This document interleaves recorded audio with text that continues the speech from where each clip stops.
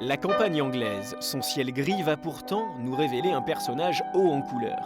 Sa cup of tea, téléphone à l'oreille, Giulia de Baldanza est une femme à part.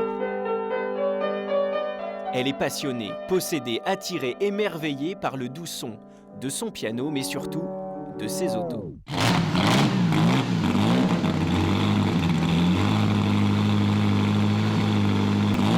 Partitions de Beethoven pliées, ses doigts de pianiste se transforment en mains de garagiste. Des pièces d'exception, classiques comme la musique, Giulia est la propriétaire d'une collection historique. Bienvenue, voilà, ici je peux vous présenter quelques des voitures qui vont aller à Rétromobile. Ces voitures qui partent à Rétromobile, elle les prépare et entretient sans concession. Un mécanicien par voiture en fonction de la marque. Mais particularité de cette collection, Giulia aime posséder des voitures qui ont appartenu à des femmes. On a la McLaren de Patsy Burt. Oui, elle était une pilote très connue, très bien anglaise. Et cette voiture a été construite pour elle par Bruce McLaren dans une semaine. Les moteurs 8 cylindres sont mes préférés, comme ça que je suis. Il faut que je la sorte un peu plus suivante sur la main. Comme ça, je peux la comprendre mieux. Ah oui, et voilà, ici, il y a Patsy Burt. Quelqu'un m'a donné cette photo originelle, mais ici, la voiture, il avait une carrosserie différente. Oui.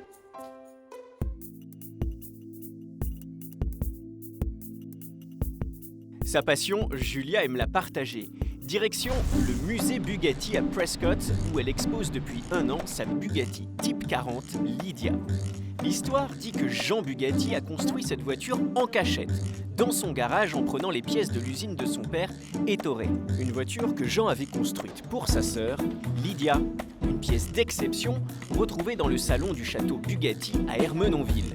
L'histoire de cette voiture et de cette femme a tout de suite séduit Giulia, qui a acheté cette merveille de 1928. Je trouve que c'est de l'art et de l'histoire, et c'est ça qui me plaît beaucoup.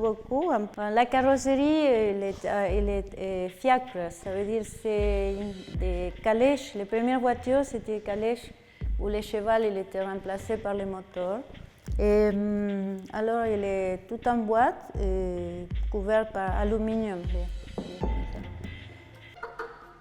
Je comprends mieux les hommes, pourquoi ils aiment tellement les voitures. Parce qu'elles sont belles, elles sont presque comme un être humain. On va faire une chose importante dans les voitures de cet âge, c'est ça, avant de sortir. C'est, hop là, ça.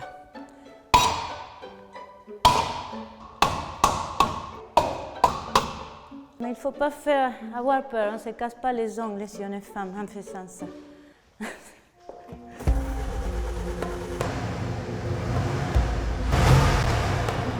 Giulia aime les entendre, ces moteurs. Aucune de ces voitures ne s'endort immobile et au volant, là non plus, rien ne l'arrête. Vous savez, c'est une voiture de l'année 28, elle n'est pas silencieuse, mais tous ces bruits, ça vous tient réveillé. Libre.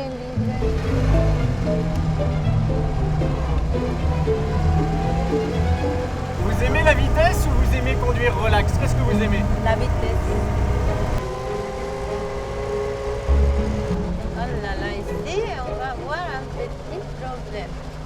Qui va se déplacer, lui ou moi? Lui, hein? Et voilà. Merci. Hein? Il aurait pu être plus gentil et venir ici, non? N'est-ce pas? Elle est très féminine comme voiture. Elle est toute petite. Elle est faite pour une femme. 2 jours plus tard, sa collection se retrouvera à Paris, au salon Rétromobile. Dans la rue, à bord de ce camion, une petite perle est déjà prête à partir. Sa dernière voiture ayant appartenu à une femme, la Fraser Nash, qui a participé aux 24 heures du Mans en 1959. Et la pluie, elle est bien au sec, oui. Et voilà, la première voiture qui part, la Fraser Nash.